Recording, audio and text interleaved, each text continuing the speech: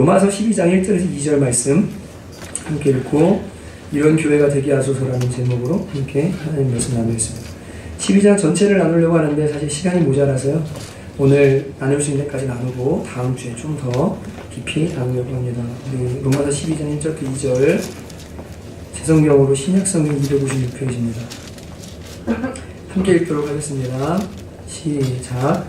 그러므로 형제들아 내가 하나님의 모든 자비하심으로 너희를 권하노니 너희 몸을 하나님이 기뻐하시는 거룩한 산 제물로 드리라. 이는 너희가 드릴 영적 예배니라. 너희는 이 세대를 본받지 말고 오직 마음을 새롭게 함으로 변화를 받아 하나님의 선하시고 기뻐하시고 온전하신 뜻이 무엇인지 분별하도록 하라. 아멘. 덥지 마시고 펴놓으시기를 바랍니다. 기도 한번 하실까요? 하나님 아버지, 저희를 한 교회로 불러주셔서 정말 감사드립니다. 교회의 본질이 무엇인지를 깨닫고 또 함께 하나님 나라를 향해 달려가는 아름다운 공동체 이루기를 원하는데 이 말씀이 저희의 마음을 새롭게 하고 교회에 대한 생각을 새롭게 하는 귀한 말씀 되도록 성령께서 역사하여 주시옵소서. 졸개하거나 내 생각으로 거부하게 하는 모든 것들 다 주님께서 막아주시고 모든 생각을 사로잡아 그리스도께 복종케 되어지도록 은혜 내려주시기 원합니다. 감사드리고 예수님 이름으로 기도합니다. 아멘. 이제 얼마 전에 운전하고 어디를 신방가던 중이었는데요. 오랜 교제가 있으신 어떤 권사님에게 전화 한 통을 이제 받게 됐습니다. 근데 이분이 저한테 가끔씩 전화하셔서 뜬금없는 질문들을 하시거든요. 그리고 그 질문을 하시면 거기에 무슨 문제가 있구나, 혹은 갈등이 있으시구나, 이런 이제 알기 때문에 대화를 이렇게 하게 돼요. 근데 이 권사님이 저한테 전화 받자마자 목사님, 그랬더니 무교회주의를 어떻게 생각하세요? 이렇게 물어보는 거예요. 무교회주의 들어보셨죠? 들어보신 적 있으세요? 네, 없으셔도 되고 들어보셨어도 괜찮습니다. 당혹스러운 질문에 제가 운전대를 잡고 가면서 여러 얘기들을 나누게 되는데 이 무교회주의라는 것은 이제 뭐냐면 그 일본의 우찌무라 간조라고 하는 신학자이자 성자라고 불리는 아주 위대한 영적 스승이 있습니다. 이분이 이런 이야기를 했거든요. 기독교 신앙의 유일한 근거는 성경일 뿐이며 교회와 그 관습은 기독교를 담아내는 껍데기일 뿐이다 라고 이렇게 이야기를 했습니다. 성경이 우리 신앙의 근본이고 교회라는 것과 이 제도 그리고 관습이라는 것은 이 성경의 기본 그 근본되는 기독교라는 것을 담아내는 껍데기일 뿐이다라고 이야기를 한 거예요. 이건 왜 이런 얘기를 했냐면 우리가 신앙생활을 전통이나 교회의 제도나 어떤 율법을 따라 하는 것이 아니라 성경 말씀을 따라 해야 되고 이 말씀으로 돌아가야 되고 말씀이 중요하기 때문에 근본으로 돌아가자. 르네상스 정신이죠. 종교개혁의 정신이죠. 이것이 중요하다고 얘기하고자 강조점을 두고 이야기를 했는데 어떤 사람들이 이 이야기를 받아서 어떻게 받았냐면 교회도 필요 없고 관습도 필요 없고 교회의 제도도 필요가 없으니까 그냥 자유로이 신앙생활 해야 된다. 그래서 몇 사람들 20명 30명끼리 끼리끼리 모여서 목사도 없고 장로도 없고 교사도 없고 그냥 다 형제라고 부르고 그냥 예수님만 믿고 성경만 읽고 따라가자라고 하는 그러한 교회를 무리들을 우리가 무교회주의자들이라고 이렇게 이야기를 하는 겁니다. 여러분 바른 겁니까 안 바른 겁니까? 바른 것도 있지만 바르지 못한 부분도 있습니다. 항상 얘기하죠. 신앙은 좌로나 우로나 치우치지 않고 균형이 중요합니다. 위험성이 없을 수 없어요. 교회가 유지될 수 없습니다. 왜냐하면 성경이요 하나님께서 은사에 대해서 얘기하시면서 교회의 몇을 세우셨으니 라고 말합니다. 그 중에 몇을 세우셨으니 여러분 교회가 내가 은사 받았다고 내가 다 목사고 내가 다 장로고 내가 다 하고 이거 아닙니다. 성경에 보면 은사에 대해 쭉 얘기하다가 그 중에 몇을 세우셨으니 교사 뭐뭐뭐 주님께서 세우신 직분들이 있어요. 그것은 성경대로 돌아가겠다고 하지만 사실은 다 패하는 것과 똑같은 거예요. 여러분 그래서 이 권사님이 저한테 무교회주의 왜 물어보세요? 그러니까 저 너무 교회에 질렸어요. 저 평생 신앙생활 해오면서 너무 상처받고 사람들 너무 힘들고 교회라는 거 너무 신물나서 그냥 자기들끼리 형제라 부르고 그냥 신앙생활하는 20명 정도 모여놓은 어디 공동체가 있다는데 저 거기 가서 신앙생활하면 안 돼요? 그러시길래 제가 권사님 균형 잡으셔야 됩니다. 그것도 또 하나의 뭐죠? 교회입니다. 또 하나의 교회입니다. 직분을 부르지 않기로 한 제도를 만든 교회입니다. 죄송하지만 무교회주의라고 말하지만 무교회주의가 교회를 없애자는 게 아니라 그렇게 모이는 건데 그것도 예수님의 몸이고 그것도 교회입니다. 사람들이 착각하는데 균형 잡으셔야 됩니다. 여러분, 어떤 사람들은요 이런 생각하는 사람 실제로 많습니다. 교회에서 상처받고 교회에서 문제 많고 목사도 문제 많고 장로도 문제 많고 문제 많으니 교회가 굳이 필요한가? 교회를 다녀야만 되는가? 교회가 무슨 의미가 있는가? 근데 여러분, 교회라는 것에 대해서 맛보고 교회에 대해서 바른 가치관을 가지지 않으면 마지막 때에는요 구원에서 멀어질 수밖에 없어요. 이게 이제 매우 심각한 문제입니다. 그래서 오늘 여러분과 제가 말씀을 들으면서 교회가 어떤 거구나, 교회는 이런 거구나, 교회는 이렇게 맛보아줘야 되는 거구나, 그리고 그 교회가 성남초롱교회가 되어서 부름 받았는데 이 교회가 이런 교회가 되기 위해서 우리가 힘쓰고 그렇게 해야 되겠구나 결단하는 시간이 되시기를 제가 바라는 겁니다. 여러분은 교회가 뭐라 생각하세요? 여러분이 여기에 왜 모여있고 하고 많은 교회가 이 한국 땅에 있고 성남 땅에 있는데 성남 청운교회에 여러분은 왜 와 계신 겁니까? 집이 가까워서입니까? 여러분 예배에 와서 예배하고 하나님을 노래하고 같이 교제하고 식사하고 삶을 나누는 이 교회라는 공동체 안에 여러분이 들어오셨는데 어떻게 여기 오게 되셨고 왜 여기에 남아있게 되신 겁니까? 제가 좋아서 그런 겁니까? 아니죠, 그죠? 여러분 죄송하지만 교회는요 스타 목회자나 한 사람이 좋아서 움직이시면 절대 안 됩니다. 그것은 교회의 본질과 매우 다릅니다. 왜냐하면 우리말의 교회라는 말이 여러분 한문으로 뭐예요? 가르칠 교자와 그 다음 뭡니까? 모일 회자입니다. 우리나라는 유교 전통이 강하기 때문에 이 예배에서 디다케 가르침이라는 요소를 너무 강조를 하다 보니까 성경을 가르치고 성경을 배우는 게 교회의 주된 기능인 줄 알았어요.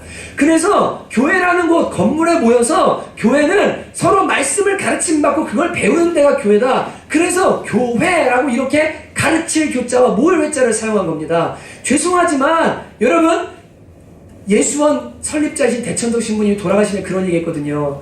한국교회의 교회라는 말이 매우 문제가 있습니다.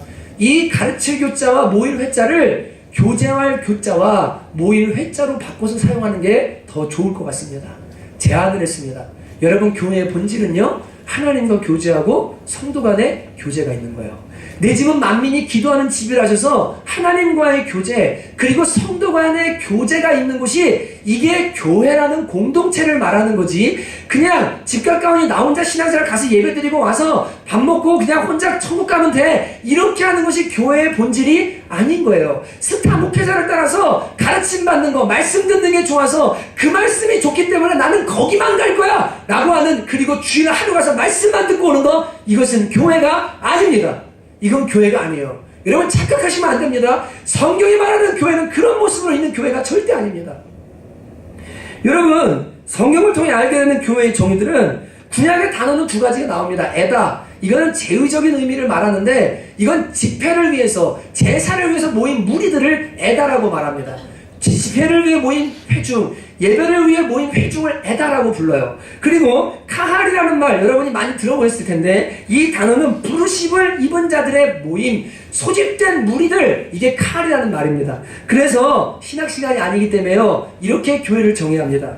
자발적으로 형성된 자원하는 심령을 가진 사람들의 모임 부르심을 입은 사람들의 모임 제의적인 면에서 자신들을 성결케 하고 말씀을 들으러 온 무리 번제를 드리며 하나님께 감사와 소원의 기도를 드리기 위해 성전에 모인 사람들 이게 누구냐면 교회라고 부르는 겁니다.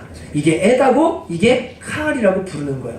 이걸 신약 성경에서는 에클레시아라고 부르는데 에크라는 거 어디로 부르다 방향을 말하고 세상 바실레를 세상인데 세상에서부터 부름을 받은 사람들 이것이 바로 교회라는 정체성입니다. 여러분과 제가 세상으로부터 부름 받아서 이제 함께 모여 예배하고 하나님을 섬기고 그리고 감사제사 드리고 교제하고 말씀을 가르침 받고 하는 그 사람들의 모임 있잖아요. 이것을 교회다 에클레시아다 라고 이렇게 성경이 우리에게 가르쳐 주는 겁니다. 근데 여러분 여기까지는요 이제 보세요. 하나님이 불러요. 세상에서 많은 사람 불렀죠. 그중에 여러분을 부르셨어요. 그리고 불렀는데 더 디테일하게 어디다 부르셨어요? 성남 청운교회라는 요 공동체에다가 부르신 거예요. 이렇게 너희는 한 몸이 되어서 이제 말씀 듣고 가르침 받고 하나님 섬기고 교제하고 하나님과 교제하면서 천국 갈 때까지 잘 살아라 라고 부르신 공동체 성남초원교회 부르심 받은 사람들의 모임, 디테일한 부르심을 받아 여기 앉아있는 사람들, 그게 바로 저와 여러분이라고 말하고 있는 것입니다.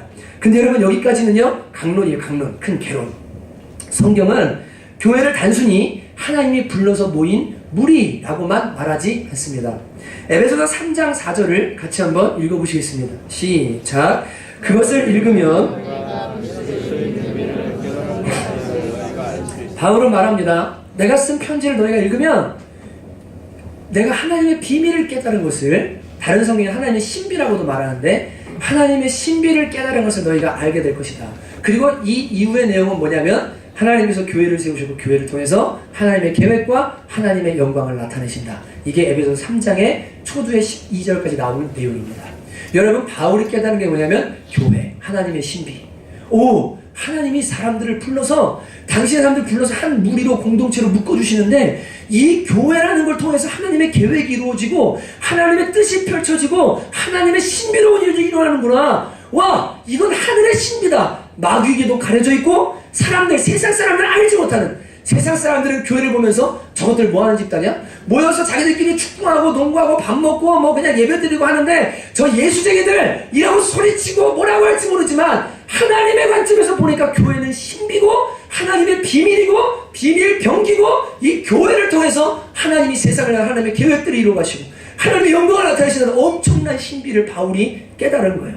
그래서 바울은 교회는 하나님의 신비요 하나님의 비밀이다라고 이렇게 이야기를 하는 겁니다. 여러분, 세상 사람들과 마귀에게는 교회는 신비이지만 믿는 자들에게는, 이것을 맛본 사람들에게는 신비가 아니라 교회는 실제가 되어야 합니다. 여러분, 제가 한 글을 읽어드릴게요. 교회의 신비는 단지 신학적 지식의 대상이 아니다. 그것은 신심 어린 인간에 의하여 삶으로서 누려지는 실제이어야만 한다. 교회는 신학적인 이 머리로 아는 게 아니고 내 삶으로 누려지는 실제여야 한다는 거예요. 신자는 교회에 대하여 분명한 관념을 소유하기 전이라 할지라도, 신학적으로 교회가 뭔지 배우기 전이라 할지라도 교회에 대한 고유한 경험을 소유할 수 있다라고 말합니다. 주님께 부름받아서 한 교회가 되면요, 교회가 이런 거구나, 교회가 이런 거구나, 그거를 실제로 뭐 하냐면 경험할 수 있다는 거예요. 그리고 그걸 경험해야 된다는 거예요. 그게 바른 거라는 거예요. 근데 여러분, 그래서 사도들은 성경 곳곳에서 교회는 그리스도의 신부요, 그리스도의 몸이요, 하나님의 집이요, 포도원이요, 약물이요, 여러 비유들을 사용하는데 왜 그 비유를 사용하냐면 그게 뭔지를 느끼라고요. 그게 뭔지를 깨달으라고요. 교회가 뭔지를 피부로 느껴서 실제로 알으라고, 그렇게 살아내라고 여러 표현들을 사용하는 거예요. 신학적으로 부르심받은 무리래, 이게 끝이 아니라 교회는 주님의 몸이야, 교회는 주님의 신부야, 교회는 양무리들이야, 목자를 따라간 양들이야, 교회는 하나님의 집이야, 교회는 거룩한 성이야, 이런 여러 표현들을 통해서 교회가 어떤 실제인지를 경험하기를 원하는 겁니다. 안타까운 것은 교회에 대해 사람들이 오해하고 있고 교회라는 것을 실제로 경험하게 해주는 공동체가 많지 않다는 데 문제가 있습니다. 말씀드렸다시피 우리만의 교회가 가르칠 교자와 그리고 모일 회자가 합쳐져 되어 있어요. 그러니까 그냥 와서 말씀 듣고 가는 게 교회인 줄 알아요. 말씀 듣고 가는 게 예배인 줄 알아요. 아니요, 성경이 그렇게 말하고 있지 않습니다. 여러분, 교회의 핵심은 교제에 있는데 이 교제는 하나님과의 교제, 성도 간의 교제, 십자가입니다. 그래서 이 교회는요, 다른 말로 표현하면 제가 좋아하는 말이다, 공동체라고 표현을 할 수 있어요. 공동체. 이제 이게 어떤 공동체인지를 제가 오늘 그리고 다음 주에 계속해서 말씀드릴 텐데, 교회는 공동체가 돼야 됩니다. 저 한번 따라하시면, 교회는 공동체가 돼야 된다. 공동체가 돼야 돼요. 가르침 받는 게 교회고 가서 혼자 예배 드리고 오는 게 교회니까 그냥 대형교회 가가지고 혼자 예배 드리고 쓱 오는 무명의 그리스도인이 되는 거, 그것도 괜찮아 라고 말할지 모르는데 그것은 성경에 말하는 교회의 본질과 초대교회의 본질과는 거리가 매우 멉니다. 여러분, 하나님께서 원하시는 정말 하나님과 교제가 있는 공동체, 성도 간의 진정한 교제가 있는 공동체, 이 공동체는 어떤 공동체가 되어야 하는가, 제가 오늘 4가지를 말씀드리고 그리고 다음 주에 또 더 얘기를 하겠습니다. 첫째는요, 예배 공동체가 되어야 합니다. 여러분 1절을 같이 한번 읽어보시겠습니다. 시작. 그러므로 형제들아 내가 하나님의 모든 자비하심으로 너희를 권하노니 너희 몸을 하나님이 기뻐하시는 거룩한 산 제물로 드리라. 이는 너희가 드릴 영적 예배니라 라고 말씀하십니다. 여러분 형제들아 내가 너희를 권하는데 너희 몸을 하나님이 기뻐하는 거룩한 산 제물로 드려라. 이게 너희가 드릴 영적 예배다 라고 말합니다. 그리고 이 영적 예배라는 말은 다른 말로 번역하면 합당한 예배다 라고 이렇게 번역할 수도 있습니다. 여러분 이 모이는 예배 공예배는요 삶의 예배를 위한 디딤돌이에요. 이 모이는 예배는 축제의 예배인데 어떤 예배냐면요 일주일 동안 삶으로 예배하고 삶으로 살아낸 사람들이 그 열매를 가지고 몸 자체가 거룩한 산 제사가 된 사람들이 하나님 앞에 나를 드리고 그 열매를 가지고 들어와서 드리는 게 이게 예배인 거예요. 그래서 주님께서 뭐라고 말하세요? 천천의 수양과 만만의 강수가 중요한 게 아니다. 11조가 지금 중요한 게 아니다. 이것도 하고 저것도 버리지 말아야 되지만 내가 원하는 것은 의를 행하고 신을 행하고 사랑을 행하는 거다. 너희 왜 그거는 버리고 와서 모여서 나한테 예배만 드리면 내가 예배 받아줄 줄로 착각하고 니네가 하나님 자녀라고 생각하는데 내가 원하는 건 그런 삶이 아니다. 이 공예배라는 것은요 삶의 예배의 열매들을 가지고 와서 하나님 지난 한 주도 주님 앞에 이렇게 살아왔습니다. 주님 받아주십시오. 재정도 주님 열심히 살아서 주님의 일에 쓰임받길 원합니다. 받아주십시오. 모든 열매를 주님께 드리는 열매의 축제인 거예요. 그리고 성도들이 모여서 지난주 잘 지냈어?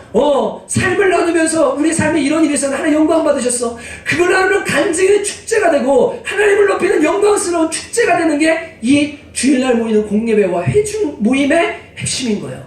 그리고 또 뭐가 되어 넘어진 사람들은 회복되어서 괜찮아. 다시 일어나서 일주일 동안 승리하며 살자. 회복하고 다시금 힘을 얻는 회복의 축제가 되는 거 그게 바로 이 공예배인 줄로 압니다. 이 예배가 끝난 이후에 돌아가는 그 삶 있잖아요. 이것을 드리는 예배자들 이것을 드리는 예배 이것이 하나님께서 진짜 원하시는 공동체성을 가진 주님이 찾으시는 예배 공동체고 하나님이 원하시는 교회의 진정한 모습입니다. 성남청원교회는 처음 시작할 때부터 저희가 문 앞에다가 써놨어요. 하나님께서 임재하시는 예배 공동체라고 써놨습니다. 저희는 예배 공동체입니다. 단순히 공동체가 모여 하나님을 찬양하고 감사하며 높이며 하나님 말씀의 가르침을 듣는 공적인 예배의 기능이 전부인 그런 공동체가 아니라 하나님께서 임재하시는 삶으로 임재하시는 예배 공동체가 되는 것 그것이 성남청원교회가 바라고 추구하는 목회 그리고 하나님 원하시는 교회의 첫 번째 본질입니다. 여러분 이 12장 1절을 메시지 성경은 이렇게 번역합니다. 여러분의 매일의 삶, 일상의 삶, 먹고 자고 일하고 노는 모든 삶이 하나님께 드려지는 헌물이 되게 하십시오. 다시 읽어드릴게요. 여러분의 매일의 삶, 일상의 삶, 먹고 자고 일하고 노는 모든 삶이 하나님께 드려지는 헌물이 되게 하십시오. 교회가 함께 일해야 되지만 세상 속에서 개인이 살아가면서 잘 훈련받고 가르침받아서 내가 먹고 마시고 그리고 놀고 심지어 잠자는 모든 것까지 다 하나님이 받으시는 예배가 되게 살아내는 사람들 그러한 공동체 그것이 바로 성남청원교회가 추구해야 될 첫 번째 교회의 모습입니다. 지지난주인가 3주 전인가 집회 나갔을 때도요 거기 가서 그 얘기했어요. 신비주의 뭐 하나님 임재 그 별거 없다고 제가 그랬어요. 하나님 음성 들어보셨어요? 예, 좀 이따 말씀드릴게요. 여러분 하나님 임재하시는 공동체는요 삶으로 예수 그리스도를 따르고 철저히 주님 위해서 살잖아요. 몸이 제사가 된 사람들 있죠. 그들이 두세 사람이 내 이름으로 딱 모이면 거기 주님이 임재하세요. 주님의 식자 자리도 임하시고 목장 모임도 임하시고 대화 가운데 임하시고 예수님 약속해 주셨거든요. 나를 사랑해서 내 계명을 지키는 자에게 나도 그를 사랑할 것이고 아버지께서 그를 사랑하고 나도 그에게 사랑해서 나를 나타낼 거라고 말씀해 주셨어요. 하나님 임재는 다른 데 있는 거 아니에요. 말씀대로 살고 정말 삶으로 예배하려는 마음이 있잖아요. 그런 사람들은 혼자 기도해도 주님이 임재하세요. 교회가 모이면 그 예배에 주님이 임재하시기 시작하세요. 강력하게 붙기 시작하세요. 문제는 삶 없이 위선자들로 와 있으니까 헌금 하나 들고 와서 주님 이거 드리면 주님이 축복해 주시겠지. 이렇게 공예배가 다인 줄 알고 오니까 그러니까 거기 하나님의 임재가 없는 거예요. 죽은 예배를 드리는 거예요. 여러분 삶이 다 하나님께 드리는 헌물이 되도록 하는 그런 교회 그게 우리 교회가 추구해야 될 공동체의 모습입니다. 박마이클 목사님 오셨을 때 영경 집사님과 몇몇 집사님들이 박마이클 목사님을 이제 소개를 해주셨거든요. 그래서 월요일날 먼저 1차로 만나 뵙게 됐어요. 목요일날 오셔서 식사 대접하기 전에 월요일날 만나 뵀는데, 그 식사는 이제 집사님들이 이제 사시기로 하시고 갔습니다. 근데 신정이라는 곳에 갔어요. 신정이 여집사님이 그때 20살 초반에 알바를 하셨던 곳이래요.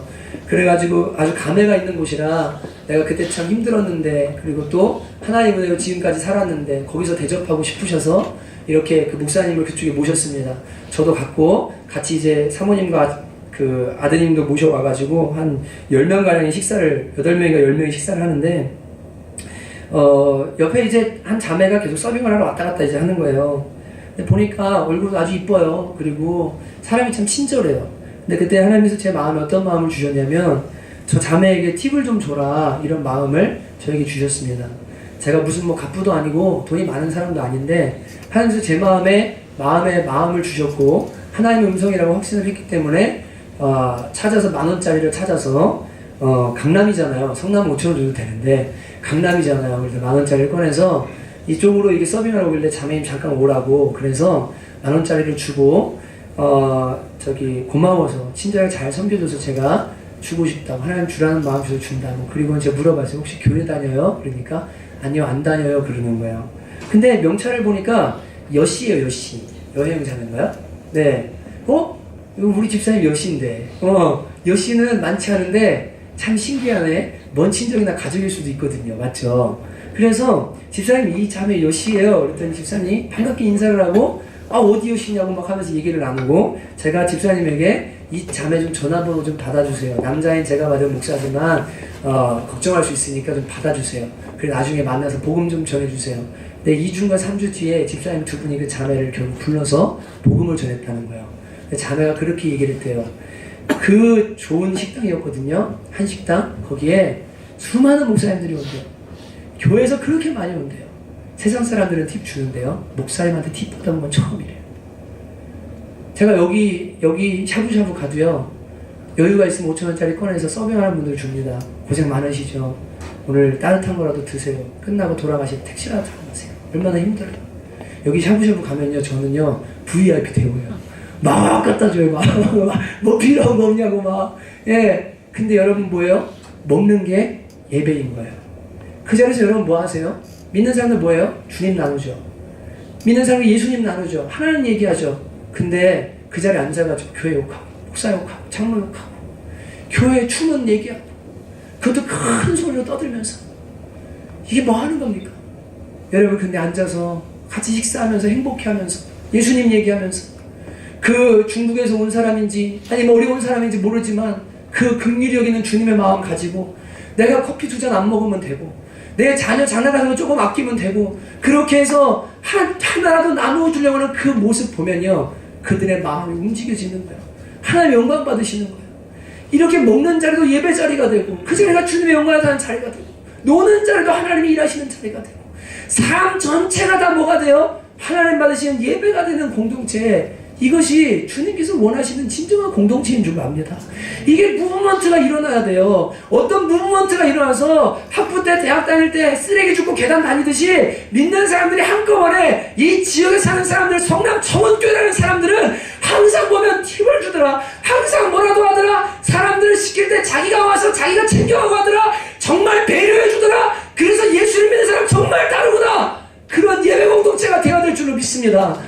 여러분 삶은 개판이고 삶은 엉망이고 나가서 그냥 지지고 먹고 싸우면서요, 여기 와가지고 예배만 드린다고요. 그게 하나님 받으시는 예배가 아니에요. 삶의 제사가 돼야 돼요. 성공할 때도 있지만 넘어질 때도 있어요. 목요일날 기진이 생일이어서 점심을 같이 먹고 가족과, 그리고 아내와 기진이는 들어가게 하고 난로를 구입하기 위해서 그 모란시장 쪽으로 걸어가는데, 스님 한 분이 뭘 막 나눠주고 계세요. 스님이라고 해야지, 스라고 해야 될지 승려라고 해야 될지 모르겠지만 스님 한 분이, 근데 그분들은 목사라고 하잖아요. 맞죠? 예, 승려 한 분이 뭘 나눠주시는 거예요. 근데 보니까 이분이 중풍이 오신 것 같아요. 느낌이. 몸을 사용하는 모습을 보니까. 근데 그 닮아든지 뭔지 그림을 그려가지고 덜덜덜덜 떨면서 그날 되게 추웠어요. 맨손으로 이거를 자꾸 막 이러고 있는 거예요. 근데 제가 그냥 이렇게 난로 하러 쭉 가는 중인데, 그날 밥 먹고 내려오면서 그 입구에서 세일하는 게 있어서 아내랑 커플로 장갑을 하나씩 하거든요. 10,000원씩 주고 샀는데, 끼고 와 좋다 그러고 가는데 주님께서 제 마음에 그 벌벌 떨면서 이거를 달마도를 나눠주려고 하는 이거 사라고 막 하는 그분을 보는 순간 불쌍한 마음을 확 주시면서 종교를 떠나 저 영혼도 하나님 모르고 죽어가는 영혼인데 장갑 좀 벗어주면 안 되겠냐? 주님이 그 마음을 저한테 주시는 거예요. 근데 제가 순종을 못했어요. 하나님도 지금 바쁘고요. 불교고요.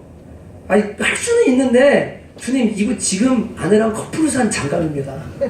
이거 사가지고 제가 올겨울 따뜻하게 하려고 샀는데 저 그냥 갑니다. 그리고는 지나갔어요. 그리고는 그냥 그 마음의 감동을 무시했어요. 근데 저녁이 돼서 누워있는 하나님이 제 마음에 내가 실수했구나. 내가 잘못했구나. 주님이 순종했어야 되는데. 어찌됐든 순종했어야 되는데. 삶이 예배가 돼야 되거든요. 삶의 예배 핵심은요, 성령의 음성을 듣는 겁니다. 그리고 두 번째는 실패하면 뭐예요? 회개하는 거예요. 어제도 어떤 청년 하나가, 학생 하나가 저한테 그랬어요. 자기가 자꾸 죄를 지니까 하나님과 멀어지는 것 같아요. 그래? 여러분 어떻게 되죠? 이렇게 됩니다. 이게 끈이잖아요. 그죠? 한번 끊어져요. 다시 묶어요. 어떻게 돼요? 어떻게 돼요? 거리가 가까워져요. 또 끊어졌어요. 또 묶어요. 어떻게 돼요? 더 가까워져요. 회개는 이런 거야. 하나님 앞에 잘못했다고 얘기하면 돼. 내가 왜 이렇게 자꾸 넘어지는지 주님 저 잘 모르겠는데 주님 이 마음 주님 아시죠? 저 잘하고 싶어요. 도와주세요. 얘기하면 돼. 그럼 하나님과 더 가까워지는 거야. 여러분 그래서 삶이 예배가 되려는 사람들은요 하나님과의 교제가 가까이서 일어나는 삶을 살아야 돼요. 그러려면 성령의 임재를 자꾸 받아야 되고 성령의 음성을 들어야 되고 그게 순종하기 시작해야 되고요. 그 순종하지 못하고 불순종하고 넘어졌을 때는 자꾸만 뭐냐고 회개해야 돼요. 십자가 의자로 회개하고 하나님께 나아가서 도와달라고 용서해달라고 그러면 하나님과의 거리가 더 가까워지는 거예요. 주님의 마음이 더 부어지는 거예요. 그러면서 내 온 삶이 내 눈빛이 내 마음이 내 손이 다 뭐가 돼요? 예배가 되는 사람이 되는 거예요. 그런 공동체 그런 예배 공동체 그래서 여러분이 가는 곳마다 하나님의 영광이 나타나고 진짜 저 사람과 주님이 함께 하신다고 말할 수 있는 그런 공동체 이루게 되시기를 주님의 이름으로 축복합니다. 저는 정말 소원이에요. 여러분 정말 소원이에요. 일주일 동안 한번 예배 드리러 와서 무명의 그리스도인으로 와서 살다가 밖에서 무슨 삶을 사는지는 상관없고 그냥 저 사람이 그리스도인지 아닌지 멋대로 사는 그런 교회 공동체가 아니라 서로 주님 경외하면서 삶 속에서 주의 영광을 드리는 교회 되시기를 정말 주님의 이름으로 축복합니다. 여러분 두 번째로는 교회는 해석 공동체입니다. 2절을 읽어보십시오. 너희는 이 세대를 본받지 말고 오직 마음을 새롭게 함으로 변화를 받아 하나님의 기뻐하시고 선하시고 온전하신 뜻이 무엇인지 분별하도록 하라고 말씀하십니다. 여러분 인생은 사건에 대한 해석이고 그 해석에 대한 반응을 어떻게 하느냐에 따라서 그 인생의 질이 그리고 그 인생의 모습이 달라지는 걸 저와 여러분이 알고 있습니다. 여러분 분명히 성경은 말합니다. 너희들은 이 세대를 본받지 마라. 세상의 해석이 중요한 게 아니라 하나님의 선하시고 기뻐하시고 온전하신 뜻이 무엇인지를 분별하도록 해라. 해석하도록 해라. 그래서 교회는 해석 공동체입니다. 교회는 해석 공동체예요. 여러분 WCC가 와요. 사람들은 뭐라고 그래요? 평화가 좋대요. 그리고 연합하는 게 좋대요. 아니요. 비진리와는 연합해서는 안 됩니다. 왜냐하면 진리는 유일하신 예수 그리스도밖에 없고 천지를 창조하신 하나님의 구원의 길을 하나밖에 내지 않으셨다면 그 길 외에는 구원의 길이 없는 거예요. 다른 길은 없어요. 여러분 성경을 가진 사람이 다른 종교에도 구원이 있대요 라고 하는 이것을 연합하고 함께 한 재단에서 물을 섞어서 드리는 제사를 드리고 목사가 여러분 물은 생명이거든요. 이건 할 수 없는 일이에요. 세상 사람들은 평화라고 좋아할지 모르지만 영적 관점 하나님 관점에서 보면요 멸망의 길이에요. 그러니까 교회의 해석은 뭐예요? 저건 안 돼. 그러면 공동체가 함께 그 해석을 가지고 나아가는 해석 공동체 하나님의 선하시고 기뻐하신 뜻이 무엇인지를 분별하여서 그대로 함께 살아낼 수 있는 공동체 그것이 바로 교회 공동체인 줄로 믿습니다.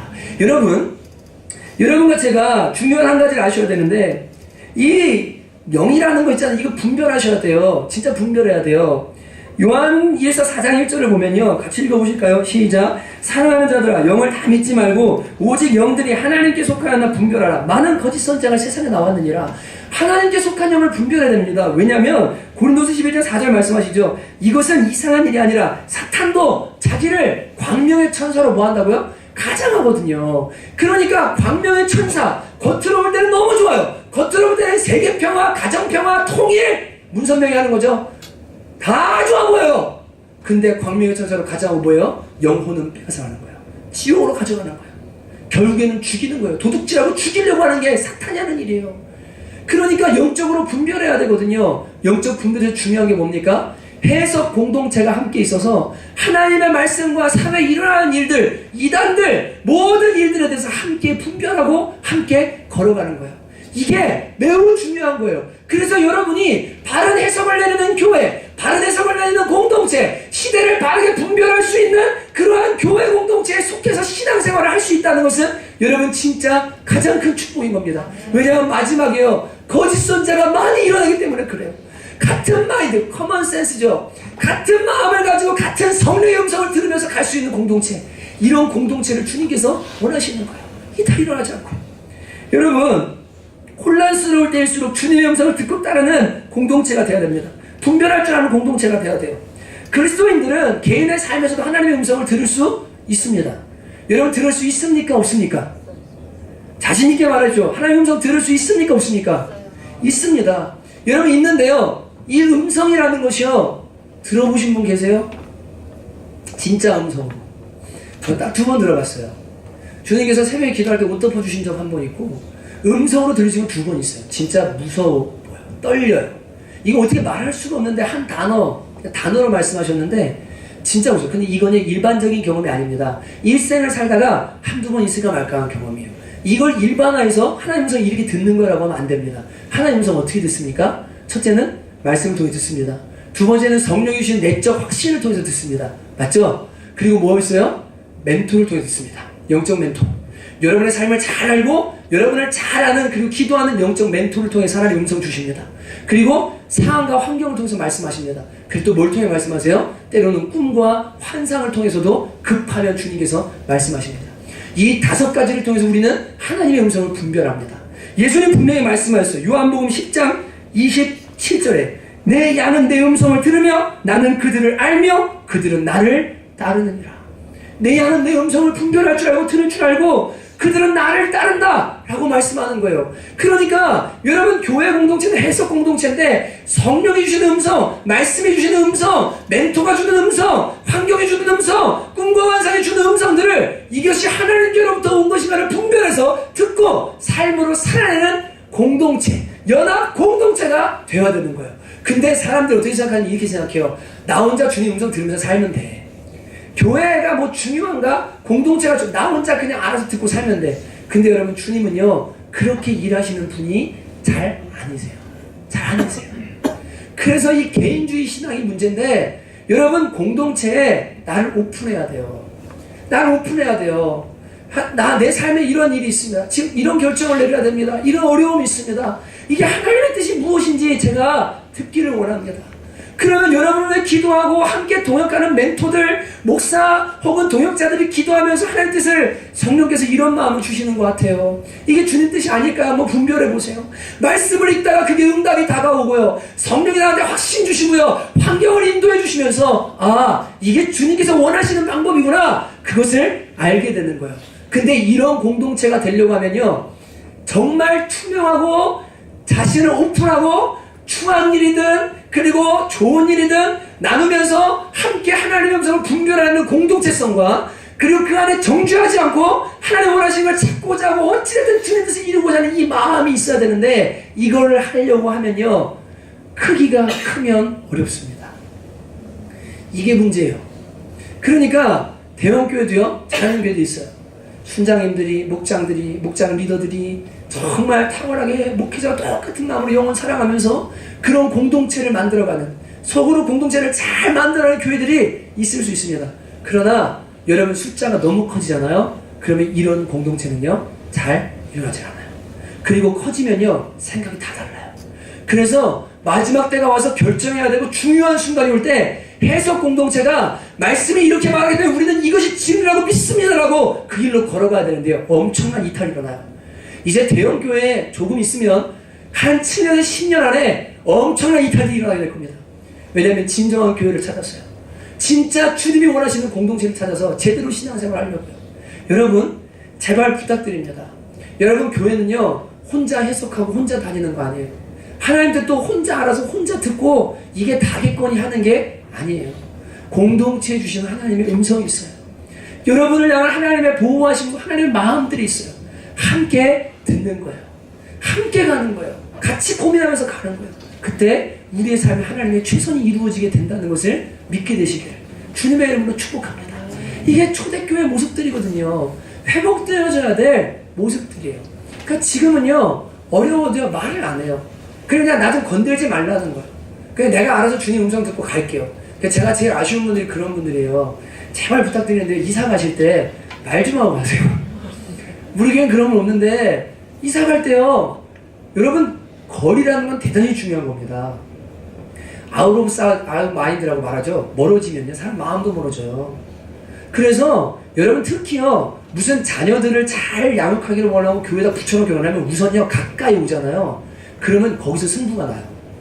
가까이 오면 목사가 찾아가기도 좋고요 신방 가기도 좋고요 누구 만나기도 좋고요 지나가다 만나기도 하고요 뭐 가족 구원하고 싶으면 그러면 제가 첫 번째 거는 우선 이사 오세요. 그러면 애들 그냥 이거 끝납니다. 그냥 올 길이에요 딱. 근데요 뭐 하다가 어떻게 하냐면 이사 가버려요. 그리고 뭐 결정해놓고 이사 간대요.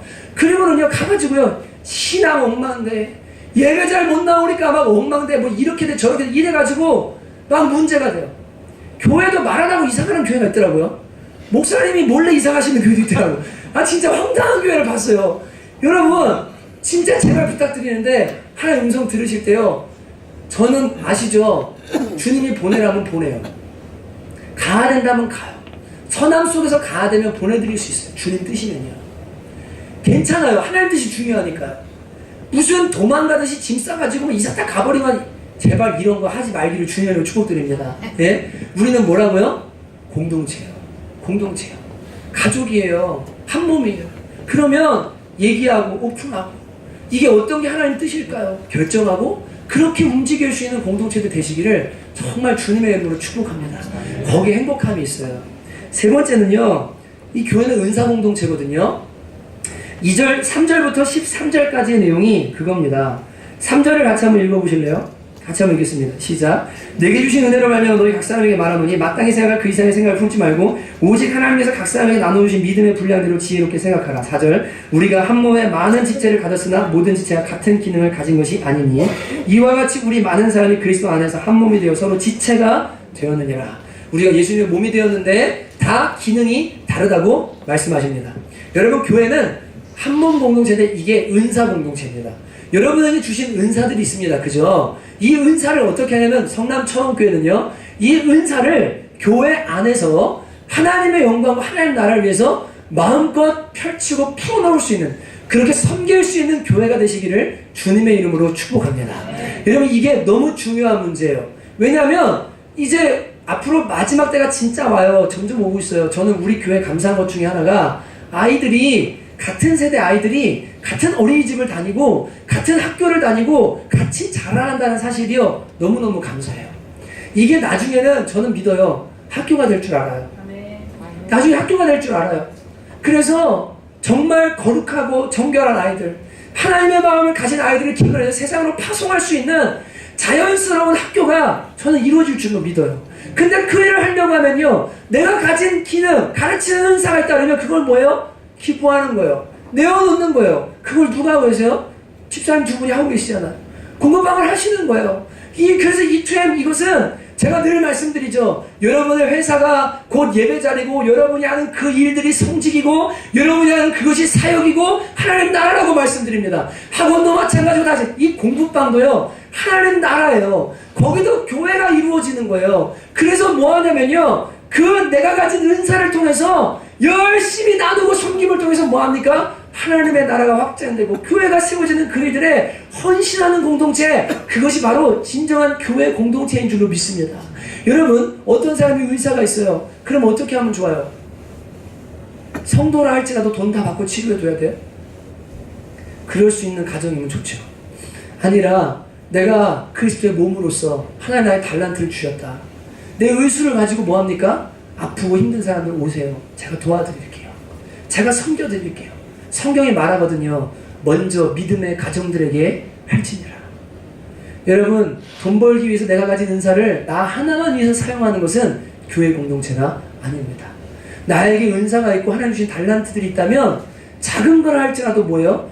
다른 사람, 특히 성도를 위해서 내어줄 수 있는 공동체 있죠. 그것이 주님께서 기뻐하시는 공동체인 줄 믿습니다. 전 이런 교회가 되기를 원해요. 그래서 한 몇 달 됐어요. 2달 됐나? 1달 됐나? 우리 항모가 2달 좀 된 것 같아요. 진짜 안마를 잘해요. 이 항모한테 안마를 받으면요, 손이 이렇게 곰 손처럼 두툼한 게 이렇게 힘이 날라가지고 만지기만 하면 몸이 다 풀어져요. 그리고 근육을 어떻게 이게 찾아가지고요, 그 아픈 데를 다 풀어줘요. 아픈 분 있으면 항모한테 가세요. 아, 진짜로. 그래서 제가 그랬어요. 야, 너는 마사지 은사가 있는 것 같아. 너 한번 배워보지 않을래? 목사님이 반 정도 어떻게 지원해 주시는 방법을 찾아볼 테니까 마사지 자격증 따가지고 주일날 여기서 한 주간 동안 피곤하고 아프고 어르신들 모셔다가 일주일에 5명만 네가 안마를 해라. 이게 사역이라 생각하고. 어떠냐? 여러분, 나한테 주신 은사가요, 마사지가 있어요. 그럼 이게 아무것도 아닌 것 같죠? 그럼 또 어떤 사람은요, 얘기를 들어주는 은사가 있어요. 진짜 있어요. 여기 주거 형제 같은 사람. 정말 잘 들어요. 다른 사람 얘기 4시간도 듣고 5시간도 들어요. 전 저런 사람 처음 봤어요. 나한테 은사예요. 그럼 뭐예요? 마음이 상한 사람 가서 들어주는 거예요. 몸이 아프다 그러면 잠깐 내가 만져줄게. 내가 만지면 낫더라. 그래, 뭐예요? 기도해주면서 안마도 해주는 거예요. 여러분, 그게 뭡니까? 내가 가진 은사를 뭐예요? 나누는 거예요. 꼭 은사라는 건 성경에 말하는 방언하고 통변하고 예언하고 막 이런 것들만이 아니라 나에게 주신 모든 달란트들, 나에게 주신 장점들을 가지고 뭐합니까? 서로 나누며 살아갈 수 있는 공동체 되시기를 주님의 이름으로 축복합니다. 내가 재정이 많아요. 그럼 뭘 나누면 돼요? 재정을 나누면 돼요. 시간이 있으면 시간을 나눠주면 돼요. 중요한 건 뭡니까? 교회 공동체가 함께 살아가는 거예요. 마지막 때는요, 이게 너무너무 중요해요. 함께 나중에는요, 자급자족해야 되는 상황도 어쩌면 올지도 몰라요. 정말입니다. 진짜 그런 상황이 올지도 몰라요. 그때요, 함께 모든 걸 나누고 서로 가진 것들을 나누는 삶이 훈련되어 있지 않으면 여러분, 그때는 어려우면 다 흩어지고 어려우면 전부 다 떠나가고 다 나 몰라라고 배신하고 그때가 와요. 여러분, 지금부터 그렇게 은사를 가지고 섬길 수 있는 교회 되시기를 주님의 이름으로 축복합니다. 네 번째는요, 시간이 9시에도 빨리 가더라고요. 네 번째는 우리 15절 읽겠습니다. 15절 함께 읽을까요? 시작. 즐거워하는 자들과 함께 즐거워하고 우는 자들과 함께 울라. 한 번 더 읽겠습니다. 시작. 우는 자들과 함께 울라. 분당 우리 교회가 이 말씀을 가지고 우리 교회라고 했습니다. 너무 좋은 말씀이거든요. 뺏겼어요. 일찍 개척했으면 저도 이 함께 웃고 함께 울라 이 말씀을 너무 좋아하기 때문에 아마 어떤 교회, 함께 교회가 될지 우리 교회가 될지 뭔지 모르지만 그런 마음을 가졌을지도 몰라요. 즐거워하는 자들과 함께 즐거워하고 우는 자들과 함께 울라라고 말씀합니다. 교회는 저를 따라하십시오. 동고동락하는 공동체다. 다시, 교회는 동고동락하는 공동체다. 이게 주님이 원하시는 교회의 모습입니다. 이 교회는 서로의 기쁨을 함께하고 서로의 아픔을 함께하는 공동체가 됩니다.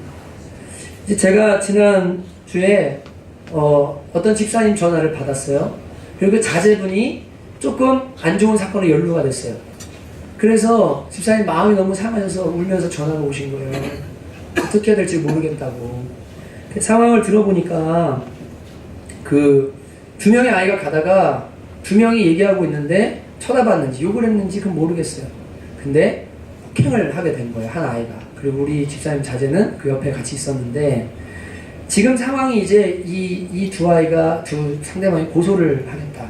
이 고소를 경찰서에 진단을 끊어가지고 냈다고 얘기를 하더라고요. 확인해 보니까 그런 상황인데 어떻게 해야 될지 모르겠다라고 이제 전화 오셨고 상대방을 만나야 되는데 늦게 만나는 상황인 겁니다. 새벽이 지나서 전화가 오셔서 듣고 보니까 제 마음에 나가야 되겠다는 마음이 들어서 집사님 제가 나가도록 할게요. 그분을 만나요 같이. 근데 다행히 다음날 만나는 걸로 돼서 이제 그렇게 얘기가 됐어요. 근데 제가 이 얘기를 그 자초지종을 듣기 위해서 상황을 들어보니까 그 우리 집사님 아들 말고 그 친구가 이 아이가 상대방 아이를 때렸는데 멍이 많이 들은 거예요. 그래서 그 아버지가 너무 화가 난 겁니다. 자녀를 둔 부모 입장에서 맞아서 들어왔는데 멍이 들었다 그러면 여러분 어떻겠어요? 진짜 마음이 너무너무 힘들죠. 그래서 이거를 고소를 하겠다고 그랬더니 이 때린 아이 아버지가 잘못했다고 하고 빌어야 되는 상황인데 어떻게 했냐면 맞고소를 하겠다고 나온 거예요. 이게 맞은 애는 멍들었고 때린 애는 아무 없기 때문에 가면 그냥 물증 제외주의인 거 아시죠? 증거 제외주의. 이 재판 못 이기거든요. 그리고 합의하라고 그러고 벌금 때리면요. 이게 폭행인 거예요. 요새 성남시가 폭행 문제를 엄청 엄중하게 다뤄요. 경찰서들 가보시면요. 폭행 근절 막 아무튼 엄청 써 있어요. 이게 쉽게 안 가요. 근데 신고를 그러니까 맞불을 놓으니까 화가 나가지고 이 부모님이 그쪽 아버지가 맞고소 한다고 그러니까 이쪽에서 고소를 해버린 거예요. 경찰에다가. 얘기를 들었는데 그 때린 아이의 상황이 더 안타까워요. 엄마가 없어요. 아빠는 주유소에서 일하시다가 차가 발을 밟고 지나가가지고 입원 중에 계세요. 그리고 여동생이랑 같이 사는데 할아버지 할머니랑 살고 할아버지는 경비를 하신대요. 얘기를 들으니까 제 마음이요. 진짜 이거 어떻게 해야 될까? 그리고 지금 그 집사님과 자제도 여기 연루가 되면 좀 큰 문제가 생길 수 있는 여지가 있어서 그때 피해자로 재판 중에 있는데 자칫하면 큰일 나겠다. 그래서 이거 어떻게 하면 좋을까? 그 제 마음에 하나님이 하룻밤 기도해 주신 마음이 한 30만 원이라도 들고 찾아가서 제가라도 빌면 이 엄마 아빠가 그 상대방 가해자 아빠가 마음이나 좀 돌이키지 않을까. 그런 방법으로도 해야 되겠다. 그래서 그 상대방 아이 전화번호를 줘라. 그래가지고 걔랑 통화를 했어요. 야, 나는 교회 목사님이야. 근데 이렇게 해결해서는 서로 안 좋을 것 같아. 그러니까 내가 좀 어떻게든 중재를 하고 싶은데 아빠한테 좀 얘기 좀 해줄래? 그래서 나한테 전화를 좀 달라고 해주려. 그래가지고 그 아버지가 다음날 전화가 오셨는데 그 다음날에 기진이 생겨서 밥 먹고 있던 타임이었습니다. 정말 오랜만에 딸과 함께 나가서 같이 밥을 먹고 있는데 밥 먹고 한 2접시 먹었나? 그러고 있는데 전화가 오는 거예요. 보니까 아버지예요. 받아야죠. 나가서 한 30분이나 40분을 통화를 했어요. 그리고는 아내랑 애는 밥을 다 먹었길래 미안하다. 잠깐 앉았다 일어났거든요. 근데 화가 잔뜩 나가지고 막 욕을 하면서 막 너가 목사야? 너 누군데 막 여기 이렇게 하냐고 막 하면서 진짜 좀 험하게 나오시더라고요. 왜 자꾸 전화하냐고. 제가 저는 그 어떤 아이가 다니는 교회 목사인데 제가 그 때린 아이의 사정을 들었습니다. 근데 사정이 이러이러하다고 합니다. 너무 안타깝고 입장 바꿔서 자녀들 삶에 빨간 줄 가든지 폭행으로 기록이 남든지 그러면 얘네 어떻게 합니까? 19살인데. 아버님 한 번만 봐주세요. 얼마면 되겠어요?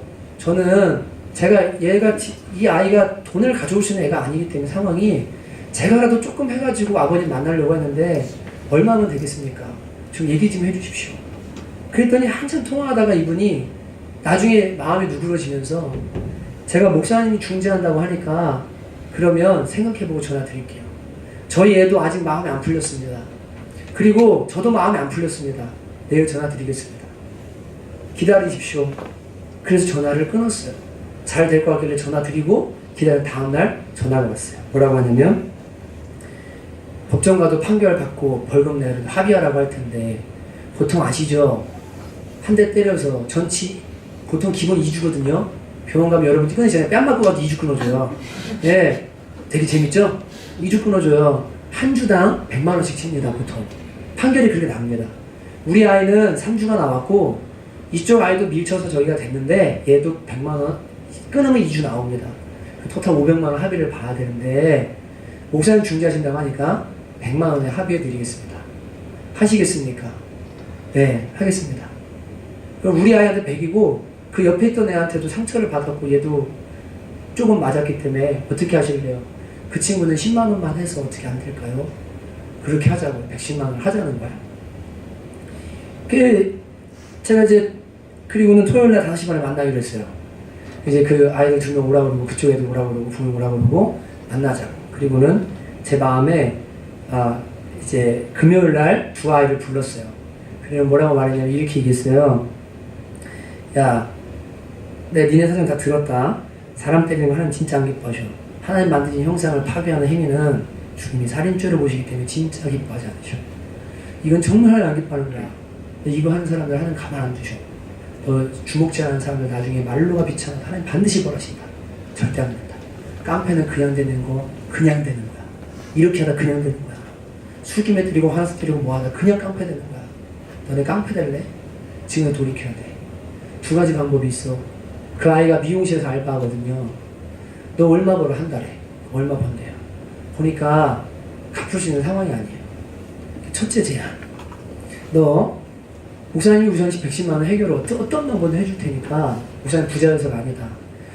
교회에 은혜라는 단어가 있는데 하나님께서 은혜를 베푸시되 은혜는 값없는 자에게 가치 없는 자에게 받을 수 없는 대상에게 값없이 주는 걸 은혜라고 말한다. 두 가지 방법이 있다. 내가 우선 해결을 해줄게. 근데 너 일해서 이 대가집을 하겠냐? 네가 잘못했으니까. 근데 내가 볼 때 너 힘들 것 같다. 두 번째 안이 있어. 목사님 눈 딱 감고 어떤 방법으로든 해결해 줄게. 근데 너 2달만 교회 나와. 너 인생 변해야 돼. 너 이렇게 살다가 큰일 나. 너 주님 안 만나면 소망이 없어. 너 변하고 싶지? 예수님 만나야 변하는 거야. 이걸 은혜라고 말하거든. 너가 2달만 나한테 예배 나오기로 약속해서 진짜 예배 나오면 내가 너한테 더 이상 묻지도 않을게. 너 주님 만나게 될 거고 정말 너 인생 변화될 거야. 돌아가서 기도해보고 반성문 쓰고 그 다음에 내일 만나자. 그걸 보냈어요. 근데 토요일날 약속이 상대방 아버님이 일정이 바쁘다고 월화쯤에 만나기 취소가 된 거예요. 이제 제 마음에는 난 얘네 이걸 해결해 줄 거야. 그 영혼을 얻을 거야. 마음을 먹고 있었을 때 빌리든 뭐하든 간에 내가 어떻게든 해볼 거야. 근데요, 이 점심에 난로를 설치를 했거든요. 오늘은 못 됩니다. 근데 난로를 설치를 하는데 우리 정민 형제님이 저랑 난로를 설치하게 되었어요. 일 잘하시거든요. 그러니까 감사하다고 설치하는데 정민 형제님 갑자기 그러시는 거예요. 저한테. 목사님 근데 저쪽에 있는 냉온풍기는 어떻게 하실 거예요? 밑에다 설치하려고 하니 또 저것도 승합해야 되고 돈이 엄청나게 들어가고 위에 설치하려고 하니 200만 원이 넘고 교회가 헌물로 받긴 했는데 이거 어떻게 하면 좋을까? 이제 난로를 설치했으니까 설치할 데가 없거든요. 저거 혹시 팔 수 있습니까? 정말 예, 팔 수 있습니다. 냉온풍기이기 때문에 지금도 나갑니다. 얼마 정도 합니까? 제가 알기로 시가 100만 원 정도 합니다. 지금 그러는 거예요. 그 제가 마음으로 할렐루야 저거 팔아가지고 한 영혼 풀어야 되겠다. 그러고는 마음을 먹고 있는데 저녁에 남자 제자반 톡에 이 말씀 묵상을 올리는 게 있어요. 엎어져 있는 걸 맨날 올립니다. 이종선 집사님 항상 정리해서 올리는 이 말씀이 온 거예요. 공의를 베풀다. 시편 82편 3절. 가난한 사람과 고아를 변호해주고 가련한 사람과 궁핍한 사람에게 공의를 베풀어라. 그리고 밑에 멘트가 뭐라고 달냐면 이렇게 달렸습니다. 억울한 사람에게 누구를 보내어 구해주시기를 하나님께 기도합니다. 그 기도가 부족한 것은 아니나 당신에게도 그 일을 행할 수 있는 훌륭한 능력이 있습니다. 만약 하나님께서 미리 먼저 당신을 선택하셔서 당신의 결정을 기다리신다면 당신은 가서 도와주시겠습니까? 하나님께서 당신을 통해 한 사람의 인생이라도 변화를 시키신다면 그것이야말로 놀라운 유산이 아니겠습니까? 저한테는 하나님의 응답으로 왔어요. 하나님, 고아와 과부를 변호하라고 하시고 한 사람의 영혼이라도 구할 수 있다면 이게 가장 큰 유산, 천하보다 귀한 영혼이라고 하셨는데 주님 제가 무슨 대가를 치가든 순종하기를 원합니다. 주님 이 아이 영혼들 구원해 주십시오. 만나 주십시오. 제 마음에 확신이요 오는 거예요. 제가 밑에 댓글로 이렇게 달았어요. 아멘. 때로는 기도라는 방패 뒤에 숨어 헌신하기를 꺼리는 경우가 있습니다. 주여 저의 위선과 교만을 깨뜨려 주십시오. 교회에 많은 사람들이 있어요. 근데요 다 기도해 준대요. 다 마음 아프대요. 근데 주머니를 열지는 않아요. 자기의 삶을 내어놓으려고 하진 않아요. 어떻게 하든 간에 함께 울고 함께 기뻐하려고 하지 않아요. 그냥 한 주 한 번 교회 와서 예배드리고 나 혼자 잘 살면 돼요. 나 혼자 기쁘게 살면 돼. 나만 천국 가면 돼요. 그것은 주님께서 원하시는 교회의 모습이 아닙니다. 여긴 즐거워하는 자들과 함께 즐거워하고 우는 자들과 함께 울라. 교회에게 주시는 말씀입니다. 저는 우리 교회가 이런 교회가 진짜 되기를 원해요. 정말 되기를 원해요. 저 혼자는 안 돼요. 같이 하셔야 됩니다. 하나님 만나고 하나님 마음 받은 사람들이 함께 움직여야 됩니다. 여러분 그럴 때 진짜로 저 교회는 가족이야. 저기서는 함께 울어, 함께 기도해, 함께 웃을 수 있어. 마지막까지 모여 한 가족이 돼서 미우나 고우나 부족이 있으나 잘하는 사람이나 상관없이 같이 주님 나라 끝까지 갈 수 있는 공동체, 그것이 바로 주님께서 원하시는 진정한 공동체의 모습인 줄로 믿습니다. 여러분 저 위에 있는 히터요, 박전사님 아버님 교회 안성에서 가져온 거예요. 팔아서 이 일 해결하는 데 쓰는데 반대하실 분 계세요? 없으시죠? 없는 줄로 압니다. 예, 난로 있기 때문에요 필요가 없어요. 엄청 따뜻해요. 여름에는 선풍기 틀면 돼요. 맞죠? 맞죠? 승합하고 전기기사 불러서 설치하면 200만원 들어가야 되는데 그 돈 드리는 것보다 한 영혼 건지는 것이 주님께서 기뻐하는 거 아니겠습니까? 네. 여러분 우리 교회가 이런 정신으로요 계속해서 함께 울고 함께 어떻게든 마지막 때까지. 저 혼자 안 돼요. 저 오늘 하나님 아침에 말씀 마무리할 때 마음을 주셨어요. 오늘 밤에 원혁이 또 찾아가라고. 왜 찾아가냐면 얘가 원래 부모님한테 허락도 안 받고 제주도 여행 가려고 했는데 집을 많이 나갔대요. 부모님이 너무 우시는 거예요. 그래서 지난주에 만났거든요. 그래서 너 부모님한테 말씀을 드리고 가야지, 자세히 얘기했는데 계획이 바뀌어서 제주도 아니라 부산을 간다는 거예요. 걱정이 너무 많으신 거예요. 내일 아침에 떠난대요. 기차표 끊었대요. 만날 시간 오늘 밤밖에 없어요. 그래가지고 저도 걱정이 돼서 강남 예배 끝나면 거기 팀 모임들 하게 두고 저랑 어떤 사람들 데려다가 같이 운전해서 거기 수지 판교거든요. 가서 그 아이 만나서 밥 먹고 너 부모님 마음 편하게 해드리고 나랑 약속한 거 있지 않냐, 그거 하고 교회 그거 하고 여행 가라, 이렇게 해서 보내려고 밤에 가려고 그래요. 주님이 주시는 마음이에요. 여러분 다 바빠요. 다 힘들어요. 그게 다 어려워요. 근데 마음에요, 내가 누가 됐든 주님 주시는 함께 울리라, 함께 즐거워하리라, 이 마음 딱 가지고 성령의 음성 들으려고 하면 주님이 조금씩 알려주실 겁니다. 그러면서 교회 안에서 같이 웃고 같이 울면서 야 이게 교회구나, 이게 실제구나, 이론이 아니라 피부로 느낄 수 있는 실제구나, 살아있는 교회구나. 여러분 저 우리 교회가 그런 교회 되기를 정말 주님의 이름으로 축복합니다. 같이 한번 달려보시겠습니까? 네. 개청 예배 때 박철수 전도사님, 그때는 사역을 하지 않으셨었습니다. 우리 교회에서 그냥 알던 분이었어요. 그리고 유경 사모님이 불렀던 특송이 있어요. 이런 교회 되게 하소서. 그 첫 예배 때 정말 많이 울었어요. 제가 어저께 예배 준비 마치면서 전도사님에게 오늘 말씀 후에 그 찬양 부를 텐데 두 분이 좀 불러주세요. 1절은, 첫 절은. 그렇게 했거든요. 한번 듣고 그리고 같이 찬양하고 기도하는 시간 가졌으면 좋겠습니다. 찬양해 주시면 네. 앞에 나와서 해주십시오.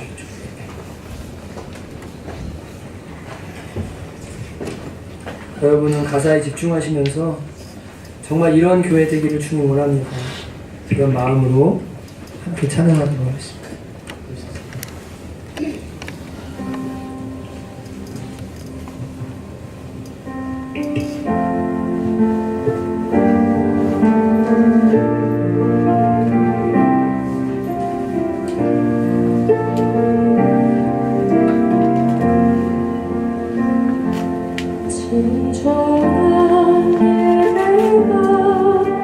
숨쉬는 교회 주님의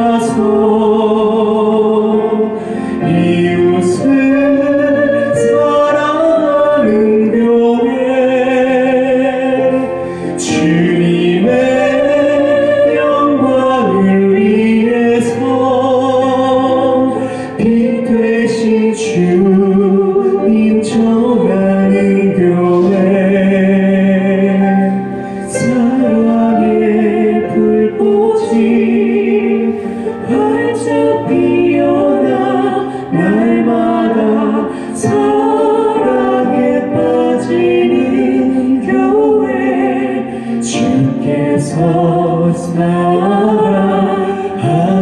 우리 교회가 이런 교회 되게 하소서.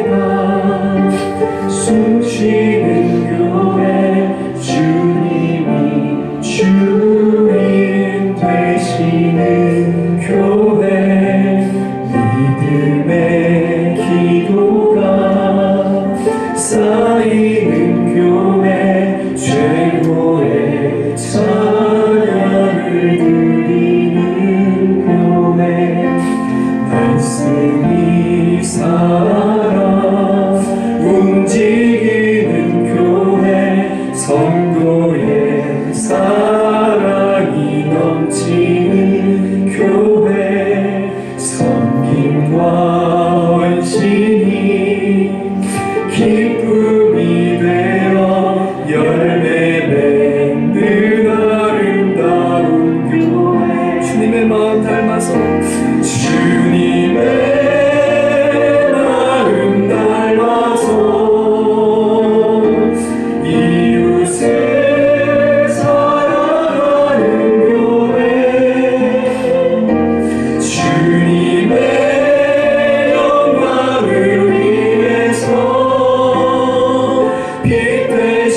주님 전하는 교회 사랑의 불꽃이 활짝 피어나 날마다 사랑에 빠지는 교회 주께서 사랑하는 우리 교회가 이런 교회 되게 하소서. 주님의 마음 닮아서 주님의 마음 닮아서 이웃을 사랑하는 교회 주님의 영광을 위해서 주님의 영광을 위해서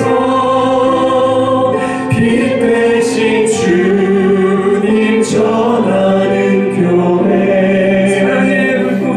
사랑의 불꽃이 활짝 피어나 날마다 사랑에 빠지는 교회 주께서 사랑하는 우리 교회가 이런 교회 되게 하소서. 사랑의 불꽃이 활짝 피어나 날마다 사랑에 빠지는 교회 주께서 사랑하는 우리 교회가 이런 교회 되게 하소서. 사랑하는 동역자 여러분, 예배 공동체, 삶의 예배를 드릴 수 있는 공동체, 그리고 바르게 해석하고 순종할 수 있는 공동체, 또 서로를 은사로 섬기고 무엇보다 함께 동고동락하는 공동체, 그런 신앙생활하기를 주님이 너무나 원하십니다. 여러분, 제가 기도할 때 주님, 제가 주의 마음 더 알아서 주님 원하시는 신앙생활하기 원합니다. 주님, 저의 고집과 이기심과 나밖에 모르는 마음들 깨뜨려 주시고 이제는 눈을 들어서 하나님과 이웃을 바라볼 수 있도록 은혜를 내려주십시오. 진정한 교회를 이루기를 원합니다. 주님, 우리 교회를 사랑하여 주시고 기름 부어주시고 이 마지막 때에 주님이 정말 원하시는 아름다운 공동체를 이룰 수 있도록 은혜를 내려주십시오. 주님이 보시는 것은 크기가 아니라 중심인 줄로 믿습니다. 예수 정신, 예수 닮은 마음, 하나님 교회의 본질을 회복되기를 간절히 원합니다. 우리 주여 한번 간절히 부르고 같이 한번 기도하도록 하겠습니다. 주여!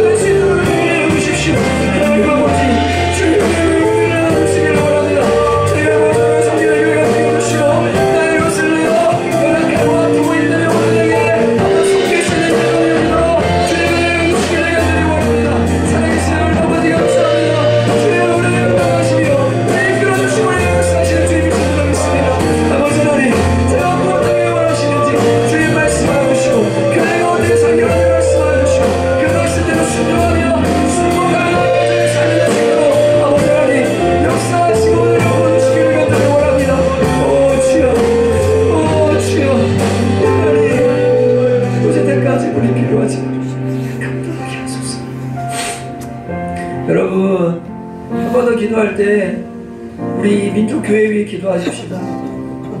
다 미쳐 있습니다. 오로지 예배드리고 복받아서 잘 사는 것에 미쳐 있고, 자기 하나 잘 사는 것에 미쳐서 이 땅에서도 누릴 것 다 누리다가 천국 가는 진짜 잘못된 이기적인 신앙에 빠져 있습니다. 그러니까 대형교회가 가능한 거예요.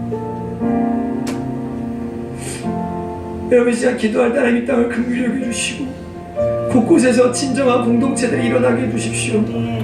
예수의 삶을 살아야 하는 공동체들이 일어날 수 있도록 은혜를 내려주십시오. 하나님, 땅 곳곳에 주님의 아름다우심이 나타나기를 원하고 복음과 교회의 아름다움이 곳곳에 드러나기를 간절히 원합니다.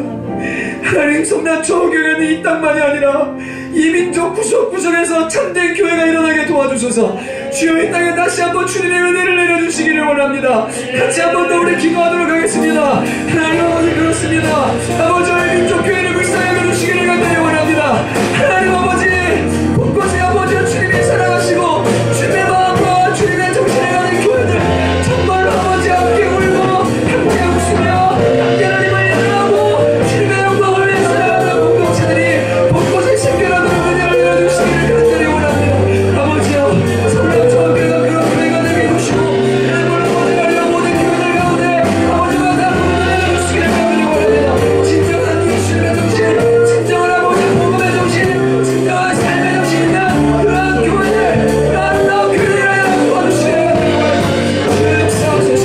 하나님이여, 우리 시간 여기 와주시옵소서. 아버지, 하나님을 부어주시고 하나님을 다시 한번 보여주시고 목회자들이 대형주의와 물량주의와 하나님과 인기를 추구하는 것이 아니라 참된 목회, 정말 하나님 원하시는 공동체를 만들어갈 수 있도록 아버지의 역사를 주시기를 간절히 원합니다.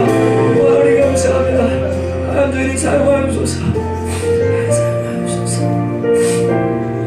하나님 아버지, 이 민족 교회에 좋은 교회 모델들을 그동안 많이 주셨습니다.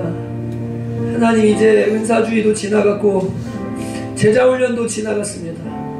영적 전쟁이나 단기 선교의 붐도 다 지나갔습니다. 본질로 돌아와서 삶 가운데 예수의 삶을 살아낼 수 있는 사람들이 공동체를 이루어 곳곳에서 하나님의 영광을 나타내야 되는 참 복음의 전쟁이 일어나는 시대를 이제 맞이하고 있는 줄로 압니다. 주님, 우리 교회를 사용해 주시기 원합니다. 아멘. 저것이 교회구나. 저것이 예수 믿는 사람들의 삶이구나. 아멘. 그 실제를 우리가 맛보게 해주시고 아멘. 또 그 실제를 다른 사람들에게 보여줄 수 있는 교회가 될 수 있도록 하나님 은혜를 내려주시기 원합니다. 끝까지 부리고 상처받기도 하고 때로는 아플 수도 있지만 주님이 나를 위해서 받으신 상처와 상자국과 못질에 비하면 그것은 아무것도 아닌 것을 주님 압니다. 주님 따라가기 원합니다. 우리 공동체를 축복해 주시고 하나님, 정말 예수님의 삶을 살아갈 수 있는 우리 모두 될 수 있도록 주께서 은혜를 내려 주시옵소서. 천국에서 앞자리에서 만나기를 원합니다. 주님, 마지막 때 주께서 심판자리에 앉으셔서 주의 말씀대로 행한 자들에게 상급을 주시겠다고 약속하셨는데 다 그 자리에 있는 우리 모두 될 수 있도록 하나님 은혜를 내려 주시옵소서. 이제는 우리 주 예수 그리스도의 은혜와 하나님 아버지의 극진하신 사랑하심과 성령의 내주하시고 교통하시며 충만케 하시는 역사가 이번 한 주도 삶의 예배가 되기를 원하며 진정한 교회의 모습을 가지고 살아가기로 결정하며 돌아가는 귀한 주님의 사랑하는 권속들 머리머리 위에 이제로부터 영원토록 함께 있기를 간절히 축원하옵나이다. 아멘.